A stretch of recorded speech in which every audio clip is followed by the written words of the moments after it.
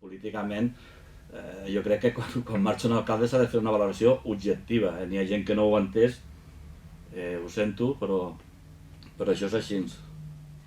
I pues això, jo crec que el Josep Maria, per l'agrupació de que Sant Sadurní, serà una persona important, perquè l'experiència sempre va bé, i sí que és veritat que estem arribant molta gent nova a l'Ajuntament i ens farà falta tindre a darrere gent que ha tingut. Nosaltres sí que venim a les noves idees, però sempre n'hi ha una manera de funcionar i una experiència que ens ajudarà tant. Aquest conveni que s'ha fet ara per què hem esperat 10 anys a fer-ho? Si ja estava sobre la taula, ens hagués estalviat calés i tindríem ja el pavelló més adequat. Al final s'ha fet perquè n'hi havia per allà una subvenció que es perdia i s'ha fet de pressa i corrents i, bueno, com tot, una miqueta, no?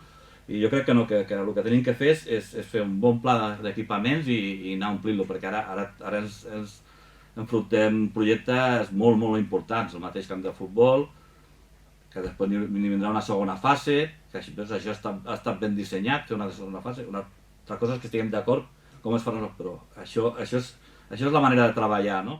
Que la pandèmia no acaba de remetre i tenim això que ampliar això. Jo ho veig correcte, però no només dona vida als restaurants, dona vida al poble, perquè sortir pel poble i veure els carrers plens, la gent passejant-se i tal, això és important, perquè si quan surts un diumenge a la tarda o un dissabte a la tarda que Sant Sadurní, mare meva, fa por, no? Sembla un poble fantasma, que els carrers estiguin plens, que n'hi hagi vida al carrer, jo crec que és importantíssim. I a més, clar, és un sector que és el sector que ha quedat més afectat, no? Al final el que hem fet és ampliar una mesura que ja la teníem prevista, no?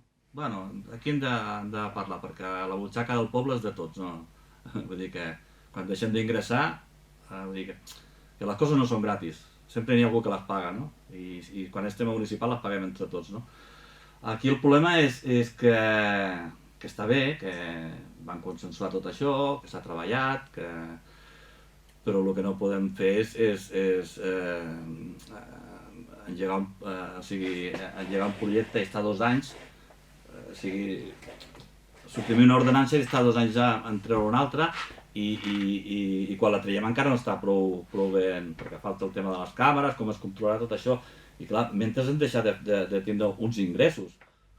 Però és això, és que llançar aquesta proposta sense tindre un pla d'equipaments és una miqueta perillós, perquè si ara et fan fer allà un teatre i tenim 2 que cauen, és un exemple, I per lo més això, per això no entenia jo molt el discurs aquest de donar tret de sortida ja a les eleccions del 23, quan tenim tot el 22 farcit de projectes i de feina, que se'ns allargarà molt. Al final, tot plegat, les eleccions en 2 mesos les tenim enllestides. Dediquem-nos a treballar, que és per lo que ens han escollit.